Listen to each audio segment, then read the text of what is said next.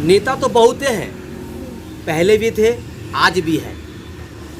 आज के जो नेता हैं उनका काम है वादा करना, चाहे पूरा हो और चाहे नहीं हो। लेकिन पहले के जो नेता थे, आज़ादी के पहले के जो नेता थे, जो बोलते थे वो करते थे। ऐसे बहुत से महान नेता हैं कि आज के नेता उनको फॉलो भी करते हैं और अधिकांश फॉलो नहीं भी करते हैं, मगर आज के लोग पहले के नेता को ही महान मानते थे, क्योंकि उनका जीवन सादगी से भरा होता था। सिंप्लिसिटी था उनके जीवन में, त्याग था, बलिदान था, और वह जनता की सेवा करते थे। ऐसे ही एक महान नेता जिसके बारे में हम बात करेंगे, उनका नाम है राजेंद्र प्रसाद। क्या नाम है? राजेंद्र प्रसाद। राजेंद्र प्रसाद भारत के आज़ाद भारत के प्रथम राष्ट्रपति थे। कौन थे? राजेंद्र प्रसाद। आज़ाद भारत के प्रथम राष्ट्रपति थे। उन्होंने देश के लिए बहुत काम किया, बहुत त्याग किया, और वो बचपन से ही काफ़ी तेज थे पढ़ने में।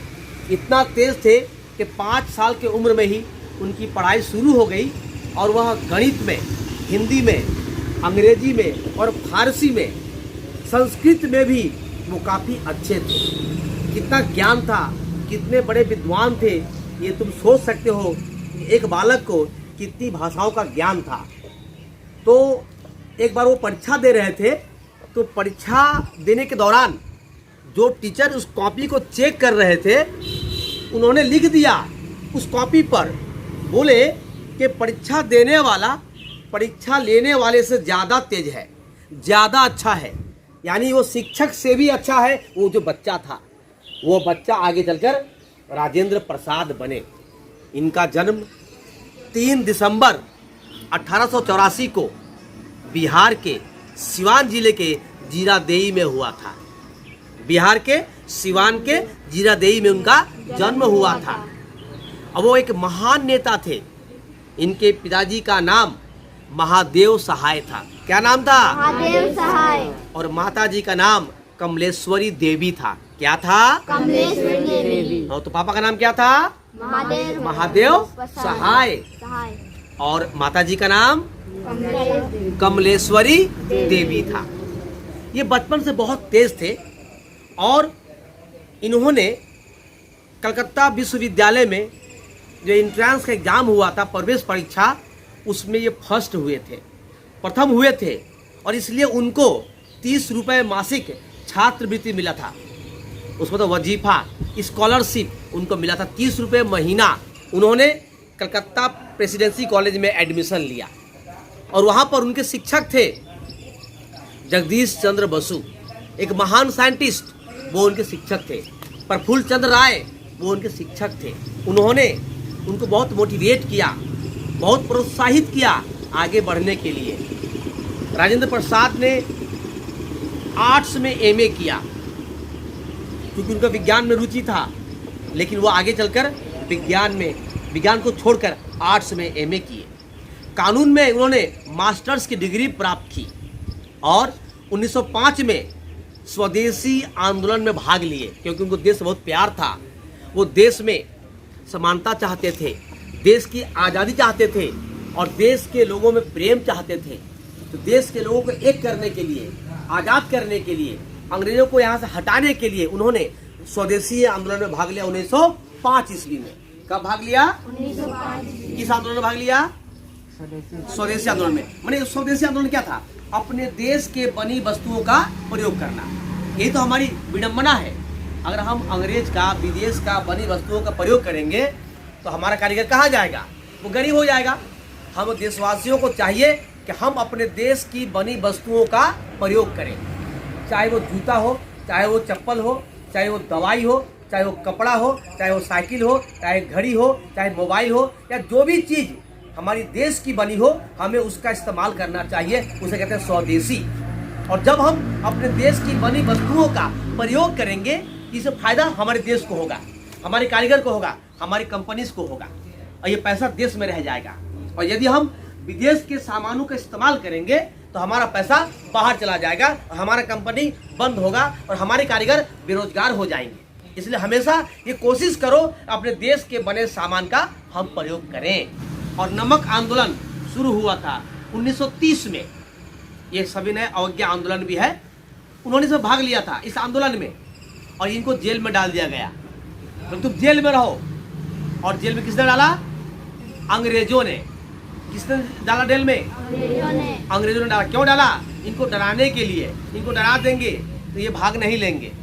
मगर राजेंद्र प्रसाद कहाँ डरने वाले थे, उन्होंने हिम्मत से इसका सामना किया। और यही नहीं, जेल से आने के बाद इन्होंने खुलकर भाग लिया आंदोलन में और ज़्यादा उमंग के साथ, जोश के साथ, हिम्मत के साथ उन्होंने और लड़ाई लड़ी। 1914 में बिहार और बंगाल में बाढ़ आया था, बड़ा भयानक बाढ़ आया था। उस बाढ़ में कई लोग मारे गए थे, जहाँ तहाँ पानी ही पानी था और लोग कैसे बचेंगे, ये बहुत मुश्किल वाली बात थी।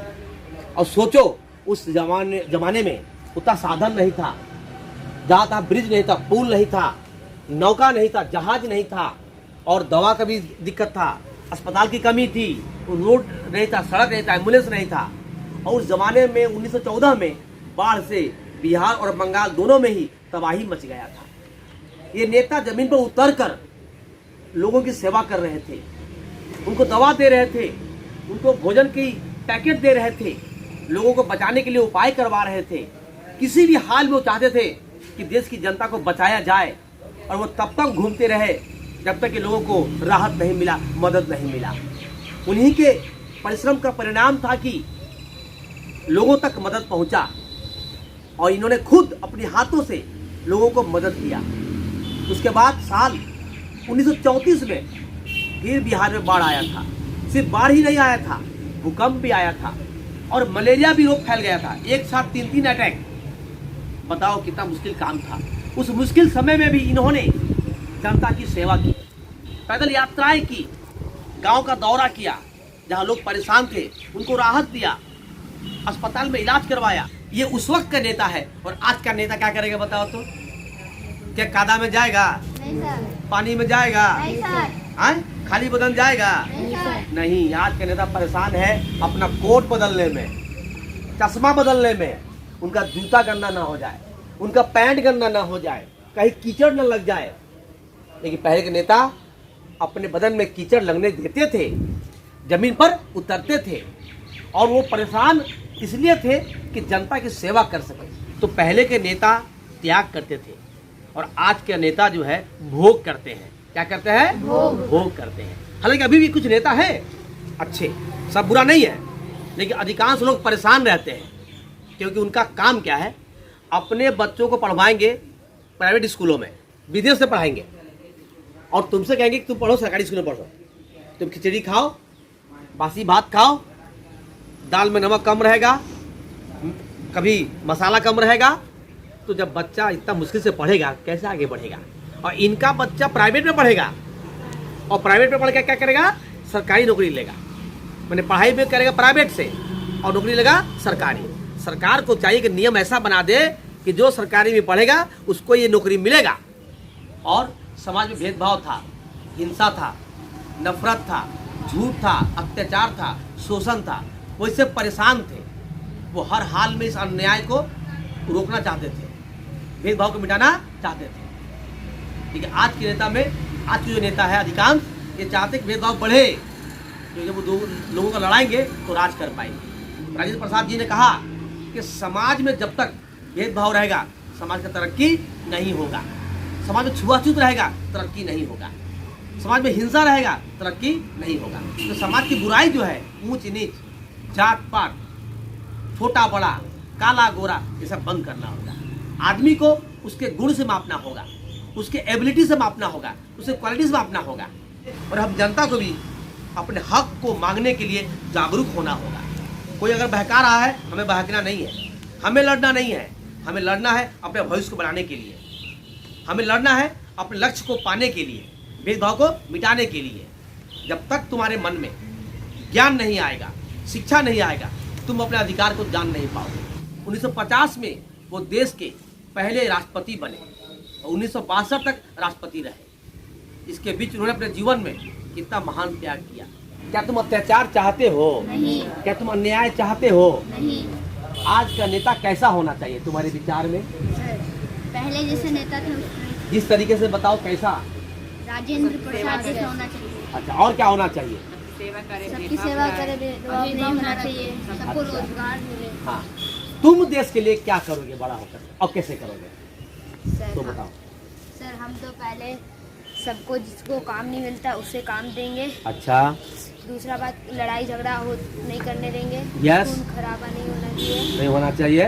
सर। और जिसके घर में बिजली नहीं मिलता है सर, उसे, जिसके जो गरीब है उसको बिजली नहीं मिलता है उसको फ्री में बिजली मिले 10%, 90%। वाह, अच्छा, और जिसके घर में जैसे सरकारी स्कूल में जैसे सर, जैसे प्राइवेट नेता में जो सुविधा मिलता प्राइवेट में, वो सुविधा तुम सरकारी स्कूल में देना चाहोगे, यही तो।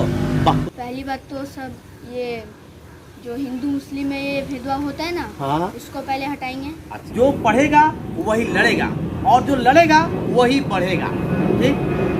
तो ये जहाज जहाँ देख रहे हो, ये जहाज भी विज्ञान का खेल है, ये विज्ञान का देन है।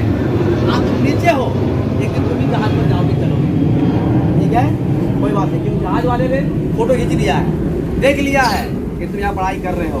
इस खुले वातावरण में हमारे पास तो सुविधा नहीं है, लेकिन फिर भी हमने कोशिश किया है। तो जहाज जो गया ये तुम देख लो, एक दिन से जहाज पर चढ़ना है, ठीक ना। जब पढ़ोगे ना ये तुम्हारा मनोकामना पूरा हो जाएगा।